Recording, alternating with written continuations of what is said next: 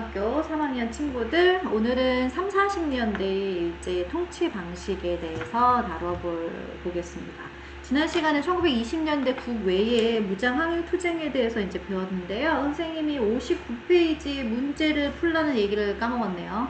59페이지 문제를 풀어서 다음번 등교할 때 선생님이랑 답을 맞추도록 하고, 오늘은 여러분들 교과서상으로는 62페이지부터 63페이지 1930, 40년대의 일본의 통치 방식, 일제 식민 통치에 대해서 이제 얘기를 해보려고 합니다.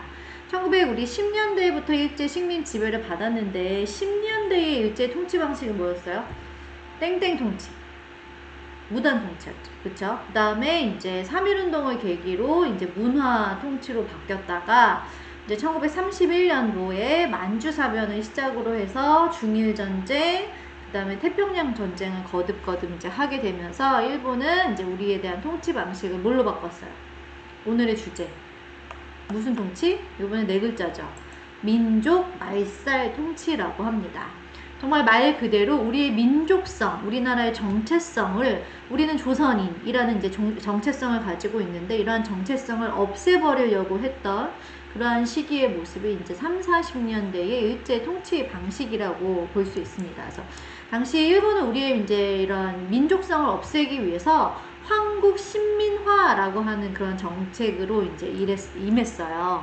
이 황국 신민화 정책이 무슨 뜻이냐? 황국, 황제의 나라는 거지. 천황, 한마디로 이제 일본의 천황을 가리키는 거겠죠.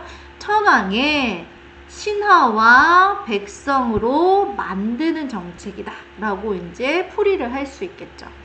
그래서 그럼 왜 이때 전쟁을 했던 일본이 우리를 일본의 새로운 이제 그러한 신하와 백성으로 만들고자 했느냐? 이제 전쟁을 하면 이제 우리나라 사람들은 이제 군인으로 써가지고 전쟁터에 보내야 되는데, 우리 스스로의 정체성이 나는 조선인이야 라는 정체성을 만약에 가지고 있다 하면 전쟁에서 이제 총을 들고 싸우다가 어떻게 일본에게 총구를 들이댈 수도 있는 그런 위험 부담이 있는 거였죠. 그러니까 아예 우리 정신성을, 우리의 그런 민족성, 정체성을 아예 나는 일본 사람이야 라는 이제 정체성을 가지고 전장에 임할 수 있게끔 만들기 위해서 우리의 민족성을 말살하기 위한 그런 정책을 펼쳤던 때가 이 3, 40년대의 모습이라고 볼 수 있습니다. 그래서 이 침략 전쟁에 동원하기 위해서겠죠, 그렇죠? 그래서 그들이 이제 황국 신민화 정책의 이론으로서 내세웠던 것이 바로 뭐냐면 내선일체라고 하는 겁니다. 여러분들 교과서에도 나와 있는 62페이지 나와 있는 그림인데요. 자, 여기 두 명의 아이가 지금 뭐 하고 있는 것 같아요? 여기 다리를 보면은 묶었어요. 우리 어렸을 때 맨날 이거 학교에서 했죠. 2인 삼각 경기 하는 거죠. 같이 협동심을 발휘해야지만 승리를 할 수 있는, 그치? 자, 여기서 보면 두 명의 아이가요, 옷이 뭐가 써 있어. 얘가 내고 얘가 선이라고 써 있는 거야. 얘가 내, 얘가 선이야. 이 내는 일본을 가리키는 거고 선은 조선을 가르치는 겁니다. 근데 이 내선이 어떻대? 일체래, 일체. 그래서 이 내용이 뭐냐면 우리의 조상의 거슬러 올라가고 일본의 조상의 거슬러 올라갔을 때 이게 시간이 오래 흘러서 그렇지 옛날의 조상은 네 조상이나 내 조상이나 사실은 같았어.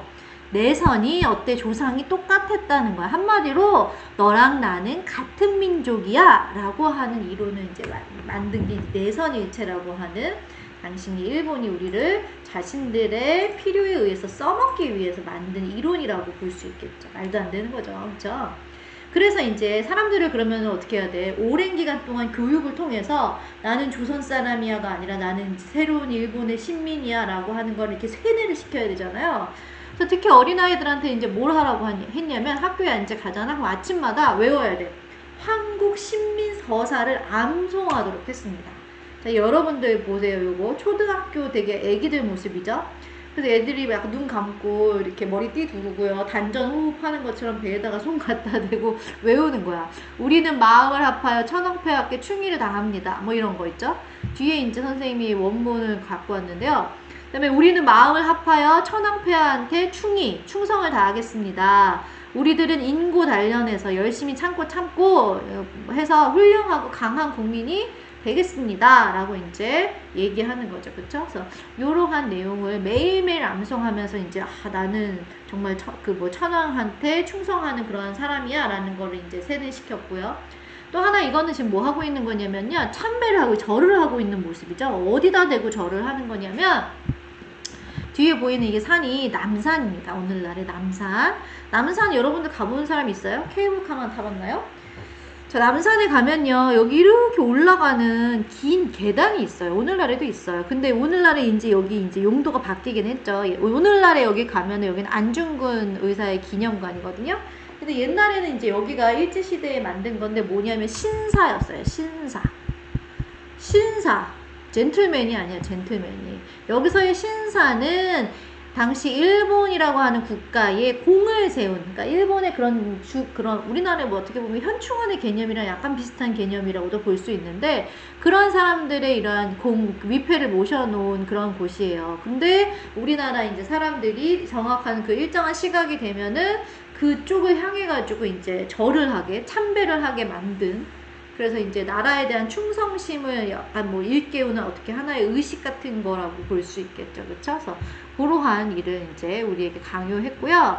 또 하나는 여기 이제 선생님이 필기 아까 다 못 봤을 수 있는데요. 창씨, 선생님 성씨 계명이라고 써놨는데 이거 창씨 계명이라고 바꿔야 될 것 같아요. 아이고, 뭐 이상하네. 왜 안 가지?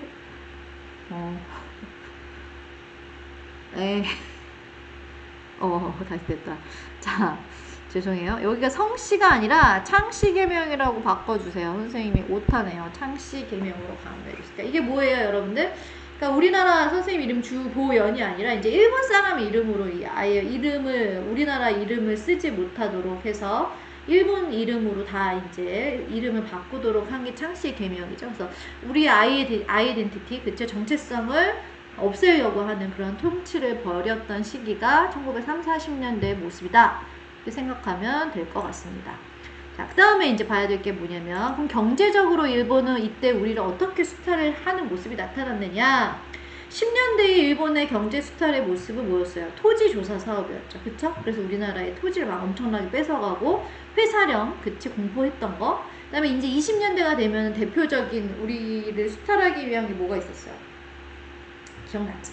산미 증식 계획이 있었어요. 그쵸?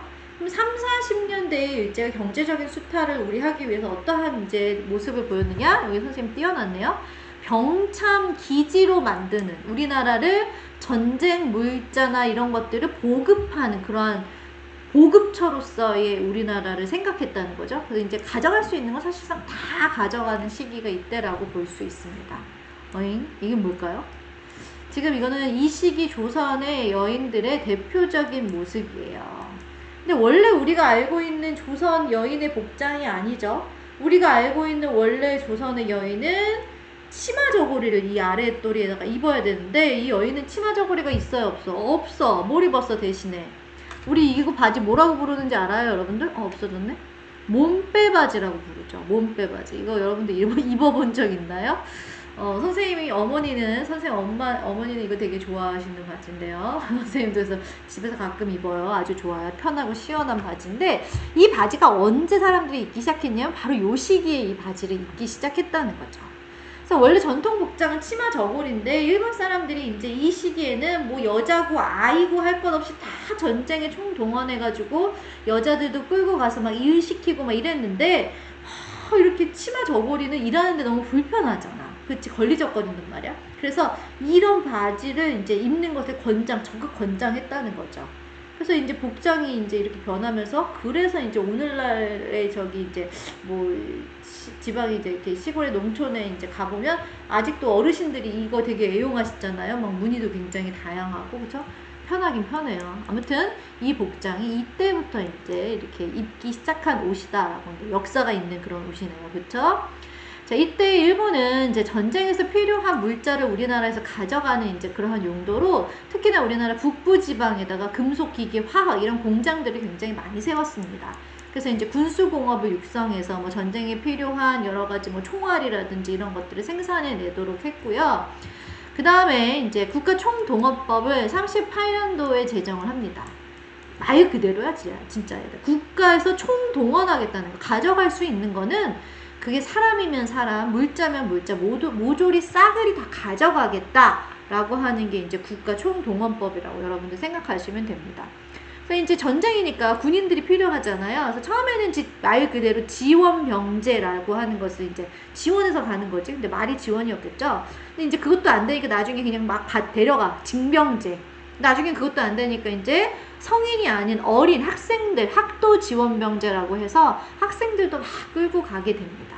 그래서 이렇게 군인으로 이제 끌려간 사람들도 굉장히 많았고, 또 하나는 징용령을 내려가지고 가서 강제 노역에 시달렸던 이제 사람들도 되게 많았다는 거죠.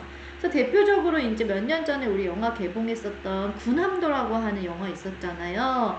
그치, 그 섬에 끌려가가지고 이렇게 막 지하 갱도에서 굉장히 힘들게 일을 했지만 한 푼도 받지 못하고 죽거나 다치거나 이런 굉장히 많은 우리나라의 조선 이제 식민지 시기에 이제 이런 일들이 있었던 거, 또 너무나 우리가 잘 알고 있는 이 시기에 여성들을 일본군의 노예로 끌고 가서 이제 그렇게 힘들게 학대한 일본군 위안부 이런 일들도 다 이때 이제 나오는 그런 일들이라고 볼 수 있습니다.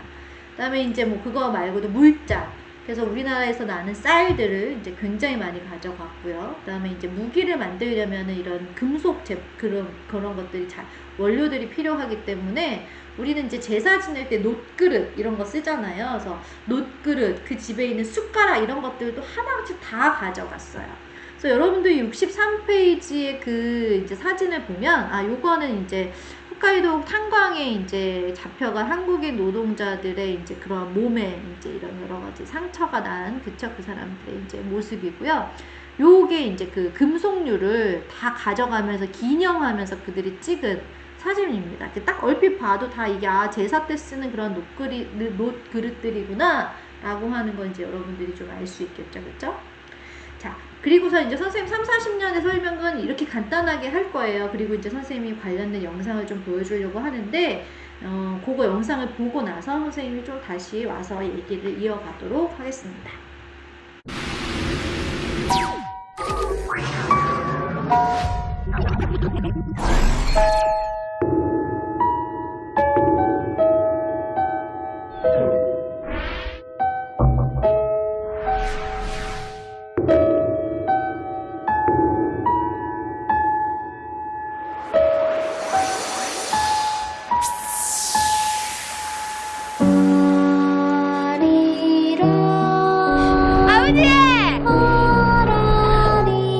시계에 부딪히면 이마에 홈 났네.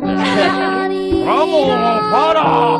싹 다 팔고 빚지게 받아버렸네.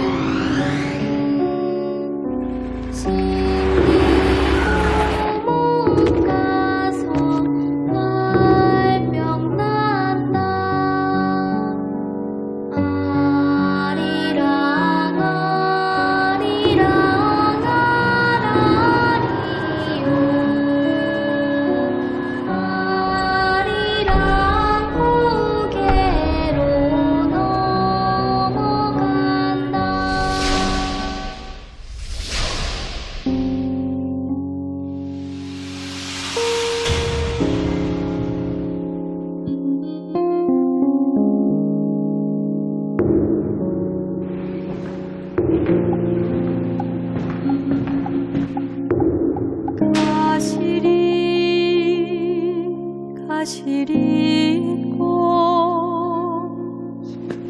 버리고 가시리 꽃날 같이 살라고 버리고 가시리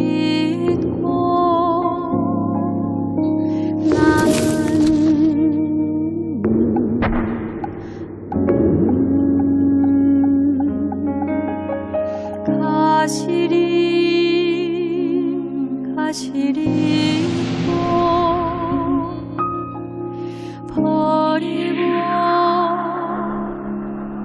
과실이 있고 잡사와 두어리만한 선하면 아니 올세라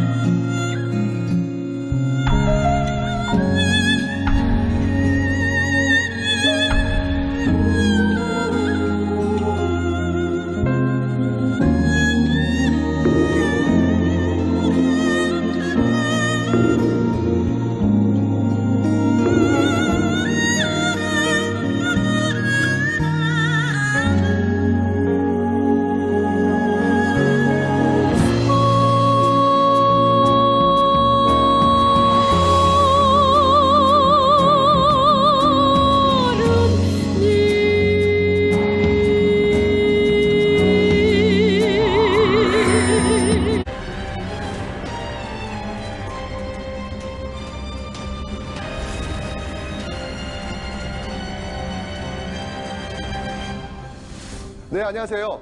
역사를 알리고 있는 최태성입니다. 일본 나가사키. 나가사키? 하면 뭐가 제일 먼저 떠오르시나요? 짬뽕. 나가사키 짬뽕. 네. 일단 짬뽕은 맛있게 드시고요. 이곳에는요, 이 짬뽕 말고요. 정말 우리가 잊지 말아야 할 아픈 역사가 있습니다. 바로 이 당시 식민지 백성이었던 조선인들을 끌고 가서 강제로 이 석탄 채굴을 시킨 지옥도, 지옥도로 유명한 군함도의 역사가 있습니다. 1974년 이 폐광 이후로는요, 아무도 살지 않는 무인도가 된 군함도. 이후 이곳에서는 영화 007 스카이폴에서 이 제임스 본드가요, 막 액션 연기도 했고요. 혹시 일본 영화 그 진격의 거인 아시나요? 예, 그 진격의 거인의 배경이 되기도 했습니다. 또 2012년 이 CNN이 선정한 세계 7대 소름 돋는 곳 중 하나로 선정되기도 했죠. 이름이 왜 군함도냐고요? 자, 한번 보시죠. 어떻습니까? 배 같죠? 이 섬의 모양이 일본의 해상 군함을 닮았기에 군함도라 불린 거고요. 원래 이름은 하시마입니다. 일본말로요, 시마. 이 시마는 섬이라는 의미거든요. 대마도를 뭐라고 하죠? 쓰시마. 여기도 시마가 붙잖아요. 이런 의미에서 하시마가 원래 이름입니다. 자, 그렇다면 먼저 이 군함도의 역사부터 한번 되짚어 보도록 하겠습니다. 이 군함도는요, 원래 무인도였습니다. 야구장 한 2개 정도의 크기밖에 되지 않는 아주 자그마한 그런 섬이었죠. 그런데 1810년 이 섬에서 석탄이 발견됩니다. 하시마의 운명이 바뀌는 순간이었죠. 이 당시 일본 산업혁명을 주도했던 미쓰비시 회사가요, 1890년 이 섬을 매입하고 석탄 채굴을 시작합니다. 바다 위에 떠 있는 작은 섬, 이곳에서 석탄 채굴을 이 안정적으로 하기 위해서요, 시멘트를 막 섬 주위에 팍 퍼부으면서 섬의 면적을 최대한 넓힙니다. 그리고 이 많은 인력을 수용하기 위해서 1916년 일본 최초로 이 철근 콘크리트 구조의 아파트 건물을 위로 세우게 됩니다. 그리고 1927년에는요, 극장도 문을 열 정도입니다. 이렇게 화려한 시설이 채워지면서 하시마는 점점 군함의 모습으로 변해갔습니다. 마치 당시 팽창하는 일본 제국주의의 모습처럼 말이죠. 일본은 1931년 만주사변을 시작으로 1937년 중일전쟁, 1941년 태평양 전쟁을 일으킵니다. 전쟁이 이렇게 확산되자 군인과 이 노동자의 수는 더욱 많이 필요했겠죠. 그 필요한 숫자를 식민지 조선에서 강제적인 방법으로 채워나갑니다. 1938년 국가 총동원법이 제정된 배경입니다. 피해자분들의 증언에 따르면요, 1943년부터 45년 사이에 약 한 800명 정도의 조선 광부들이 이곳 군함도 탄광에서 일한 것으로 생각됩니다. 이 군함도의 석탄은요, 품질이 매우 좋았습니다. 그 품질 좋은 석탄을 캐기 위해서는 지하 1000m 이상을 파 내려가야 했는데요. 지하 1000m. 깊이 내려갈수록 이 경사는 급해집니다. 기울기만 60도. 미끄러지면 떨어져 죽을 수 있기에 이 서로의 몸을 고무줄로 묶어야 했죠. 공간은 매우 좁아서요, 자세를 잡고 일하기가 굉장히 어려웠습니다. 이렇게 막 포복 자세로 또는 막 이렇게 엎드려서 석탄을 캐야 했죠. 이러다 보니까요, 이 갱도에 들어갈 수 있는 체구가 작은, 아직 신체적으로 다 성장하지 못한 어린 학생들마저 동원됩니다. 지하 1000m, 깊이로는요 이미 바닷속이에요. 이 스며들어오는 이 바닷물에 매일 노출되다 보니까 피부는 또 짓무릅니다. 온도는 40도를 넘습니다. 또 갱년은요, 이 가스가 가득 차가지고요, 폭발의 위험도 있습니다. 그리고 제대로 된 화장실 시설 없지요. 이 가스와 정말 그 분비물의 냄새가 뒤범벅된 그곳. 그곳은 정말 말 그대로 막장이었습니다. 근무 환경 또한 열악했죠. 2교대로 12시간씩 일을 했고요. 어떤 때는요, 8시간씩 2번 16시간을 일하기도 했습니다. 일하는 동안 쉬는 시간 없고요. 조금이라도 쉬면 매질이 이어졌습니다. 일은 할당량을 채워야 끝납니다. 이처럼 위험하고 열악한 상황에서 일을 하는 이들에게 제공된 식사는 또 어땠을까요? 이 콩깻묵 주먹밥 2덩이였습니다. 이 콩깻묵이 뭐냐고요? 이 콩기름이 짜고요, 남은 찌꺼기예요. 보통 비료로 씁니다. 여기에 이 잡곡 조금 섞어가지고 먹으라고 주는 거예요. 이마저도 아파서 일을 못하면 먹을 수도 없습니다. 그래서 군함도 피해자들의 기록을 보면요, 거의 공통적으로 늘 배가 고프다라는 기록을 남기고 있습니다. 도망치면 되지 않냐고요? 이 바다 위에 떠 있는 섬이고요, 파도가 정말 높게 치는 지역이었습니다. 그래도 지옥과 같은 그 군함도에서 뭐 죽으나, 뭐 탈출하다 죽으나, 거기다 라고 생각한 사람들은요, 실제로 탈출 시도합니다. 그러나 그 넓은 바다를 헤엄쳐 기적같이, 정말 기적같이 그 육지인 나가사키에 닿았다고 해도요, 그곳 역시 일본 땅이었습니다. 바로 잡혔죠. 잡히면 현장에서 맞아 죽거나 엄청난 고문을 당해야 했습니다. 채찍으로 매질을 하면 채찍에 살점이 묻어나올 정도였고요. 거꾸로 매달아서 막 이 석탄제를 섞은 물을 코에 들이붓기도 했죠. 나가사키 해안에 가면 작은 묘역이 하나 있습니다. 이 군함도에서 탈출하다 익사한 조선인들이 잠들어 있는 곳입니다. 고향 생각에 탈출을 시도했지만 결국 고향에 가지 못했던 가슴 아픈 현장이죠.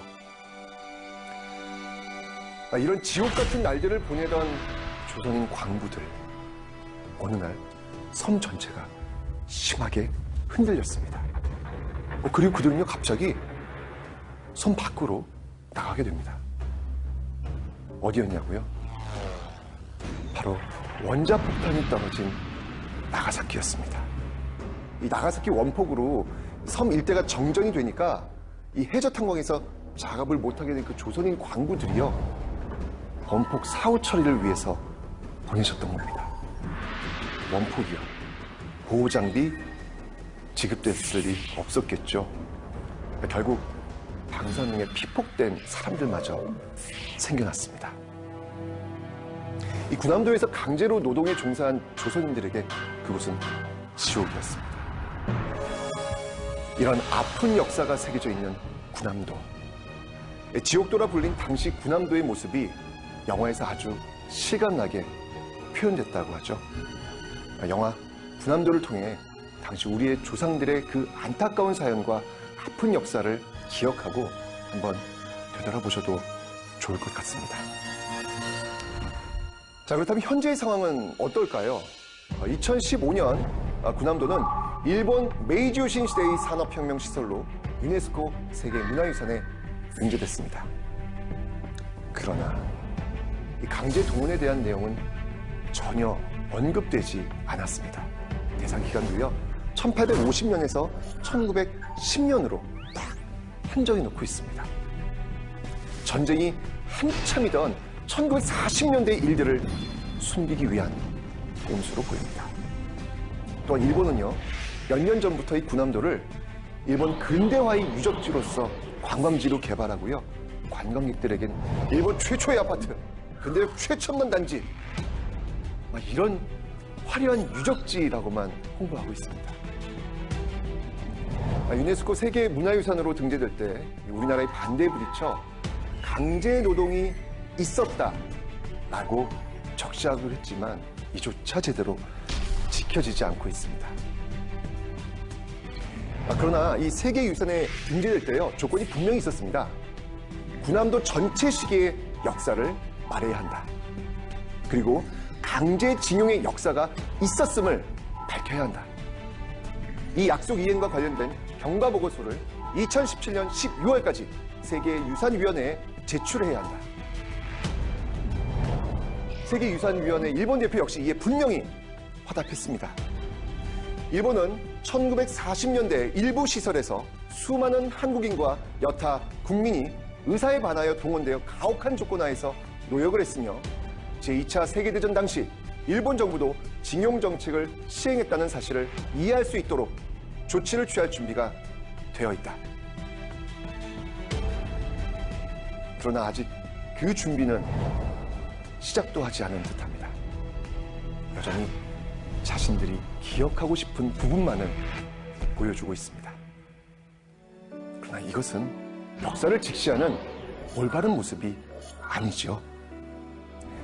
일본이 자랑하고 싶은, 그래서 기억하고 싶은 근대화 과정의 모습뿐만 아니라 그 과정에서 자행되었던 폭력의 모습 역시 기억되어져야 합니다.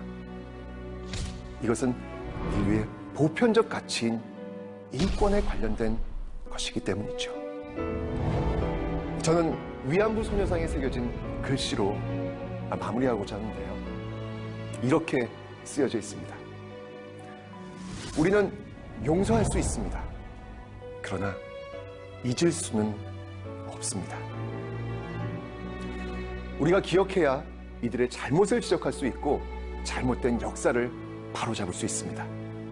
이 영화를 통해 안타깝게 묻혀버린 우리 아픈 역사를 기억하고 되새겨볼 수 있는 기회가 되시길 바랍니다. 자, 여러분들 영상 잘 보셨나요? 선생님이 일본군 위안부와 관련된 이제 영상과 그 다음에 일본 그 강제징용 군함도에 관련된 영상 두 개를 여러분들한테 이제 보여줬습니다. 선생님 먼저 일본군 위안부 얘기를 이제 63페이지 아래에 있는 읽기 자료를 같이 참고하면서 좀 얘기를 해보면요. 자, 여기 지금 일기 자료에는 지금 일본 대사관 앞에서 수요 시위를 벌이고 있는 일본군 위안부 할머니들의 모습이 나와 있습니다. 여기서는 제목이 1000번의 외침이라고 되어 있잖아요. 그쵸? 근데 이 교과서는 만들어진 지 한참 됐단 말이야. 그래서 선생님이 이제 마지막으로 이제 기사를 검색해 봤더니 이번 주까지 해갖고 1492회의 이제 수요 정기 집회를 했대요. 그래서 이 코로나 시기에도 이런 뭐 제한 인원 제한이 있잖아요. 우리 지금 집합금지 명령에 따라서 그걸 또 지켜가면서 꾸준히 아직도 여전히 이제 이 그 대사관 앞에서 수요 시위가 이어지고 있는데 문제는 그럼에도 불구하고 일본은 이 지금 일본군 위안부 문제를 가지고 아직도 우리에게 그쵸 사과를 하지 않고 그거에 대한 배상을 하지 않고 거부하고 있다라고 하는 게 이제 사실이고요. 계속 문제는 이제 할머니들이 계속 돌아가시는 거죠. 계속 지금 이제 나이가 연세가 많으시니까 돌아가시고 있는데 지금 현재 5월 4일날 기사가 마지막 기사인데 현재 생존해 계시는 이제 일본군 위안부 할머니가 14명이라고 이제 그러더라고요. 그래서 처음에 이 1992년에 이 수요 집회를 할 때까지만 해도 굉장히 많은 분들이 계셨지만 점점 이제 돌아가시는 거죠. 그러니까 일본이 어떻게 보면 버티고 노리는 게 이분들이 이제 다 돌아가실 때까지 버티려고 하는 거겠죠. 그쵸? 그럼 더 이상 생존자가 존재하지 않으면 또 다른 이제 위안부 문제가 국면을 맞이하게 될 것이다라는 뭔가 그런 계산에서 약간 일본이 버티고 있는 게 아닌가 하는 참 안타까운, 그치? 일본이 참 그러네요. 그죠? 자, 그 다음에 두 번째로 우리가 봤던 이 영상은 군함도와 관련된 영상입니다. 그래서 영상에서도 나왔지만 유네스코 이제 등재가 되면서 굉장히 많은 관광객들이 이 여기를 가고 있어요. 사람들이 이제 궁금하잖아요. 선생님도 가보고 싶어요. 못 가봤는데요. 그걸로 인해서 이제 얘네들은 굉장히 많은 이제 수입을 거두고 있는 그런 이제 상태라고 합니다. 그래서 분명히 유네스코 등재될 때는 이런 아픈 역사까지도 함께 끌어안겠다 했지만 등재되고 나서는 이제 완전히 또 태도를 일본이 바꿔가지고 뭐 이제 그런 일은 없었다라고 이제 지금 부인을 하고 있는 그런 상황이 현재 이제 상황이라고 볼 수 있습니다. 참 우리가 역사를 이런 것 때문에 배우고 그쵸? 그런 걸 통해서 우리가 알고 근데 선생님은 역사를 참 이제 쭉 공부를 하지만 느끼는 거는 역사라고 하는 건 힘이 있는 사람의 역사라고 하는 생각이 듭니다. 그래서 역사를 진짜 있는 그대로 과거에 있었던 사실을 그대로의 사실로 이걸 지켜낼 수 있는 거는 힘이 있어야지 되는 것 같아요. 힘이 없으면 자신의 역사도 빼앗기고 힘이 없으면 자신의 역사도 왜곡당하고 그럴 수밖에 없는 것이 오늘날 우리의 그런 이제 현재의 모습이고요. 전 세계 그런 게 대세죠. 여지껏 역사는 그랬어요. 여러분들 옛날에 우리 그 콜럼버스 신대륙 발견이라고 하는 게 너무나 익숙하잖아요. 그 단어 자체가. 근데 사실 콜럼버스가 신대륙을 발견한 건 아니죠. 그쵸? 그 대륙은 원래 있었던 대륙이잖아. 원주민의 입장에서 생각하면은 그건 신대륙 발견이 아니지. 뭘까? 낯선 이의 외적의 침입 뭐 이런 거라고 볼 수 있겠죠. 그쵸? 근데 우리는 그런 단어보다 콜럼버스의 신대륙 발견이라고 하는 단어를 더 익숙하게 그쵸 받아들이잖아요. 그거는 강자의 역사를 우리가 기억하는 것이기 때문에 그렇습니다. 그래서 역사를 배우는 진짜 목적은 사실은 언제 뭐가 일어났고 보다는 그걸 통해서 우리가 생각하는 힘을 기르는 게 사실은 진짜 역사 교육이 진짜 주된 그런 목적이 맞는 거라는 생각이 듭니다. 선생님 너무 얘기가 길어지죠. 그쵸? 아무튼 그래서 오늘은 30-40년대 일제 식민 통치까지 여기까지 이제 하고요. 다음 시간 이제 딱 1시간 우리 원격으로 하는 강의가 1시간 남았는데 그 시기에는 이제 30-40년대의 이제 항일 무장 독립 투쟁에 대한 내용을 이제 배우도록 하겠습니다. 오늘 수업 여기까지 하도록 하겠습니다. 감사합니다.